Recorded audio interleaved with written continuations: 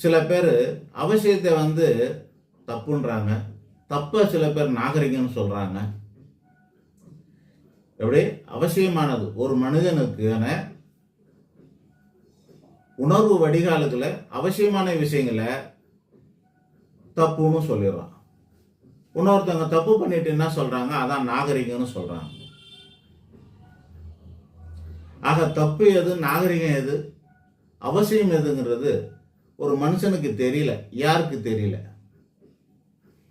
பெரியவங்களுக்கு தெரியல. தெரியாத பட்சத்தில் சின்னவங்களுக்கு எப்படி சொல்லிக் கொடுக்க முடியும்? சொல்லிக் கொடுக்கறதுக்கு நம்ம நாட்டில் சிஸ்டம் இல்லை. கல்வி சிஸ்டத்தில் இது கிடையாது. ஒழுங்குபடுத்துறதுக்கு ஒழுக்கத்துக்கான ஒரு பாடமே கிடையாது.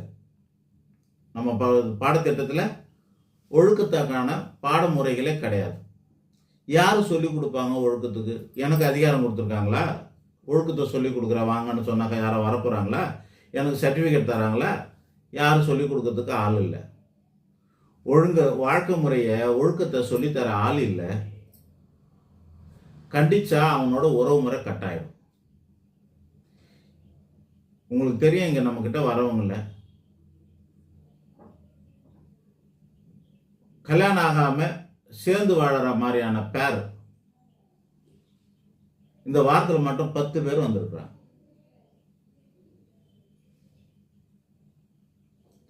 10 பேர் வந்திருக்கிறாங்க. கல்யாணம் ஆகல, இல்லை கல்யாணம் ஆகி கல்யாணம் பண்ணிக்காமலே சேர்ந்து வரேன், கல்யாணம் பண்ணிக்காமலே சேர்ந்து வரேன்றவங்க 10 பேர் வந்திருக்காங்க இந்த ஒரு வாரத்தில். போன திங்கட்கிழமையிலேருந்து இந்த திங்கட்கிழமை வரைக்கும் இந்த மாதிரியானவங்க மட்டுமே 10 பேர் வந்திருக்காங்க. அது தொடர்பான பிரச்சனைக்கு மட்டுமே இங்கே வந்திருக்கிறாங்க. இதுதான் நாட்டு நடப்புன்றது யாருக்காவது தெரியுமா? அப்போ இதுக்கு சட்டம் என்ன சொல்லுதுன்னு பார்க்க வேண்டியதாக இருக்குல்ல.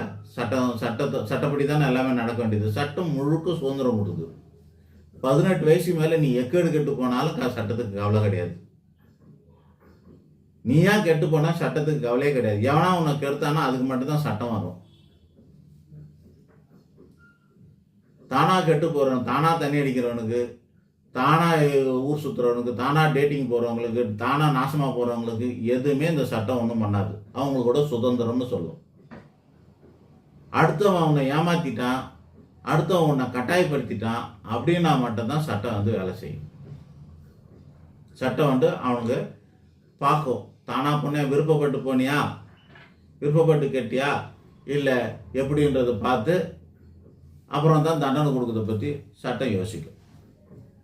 இதுதான் வாழ்க்கை முறை. இந்த வாழ்க்கை முறையை மாறுதல்களை ஏற்ற வழிமுறையை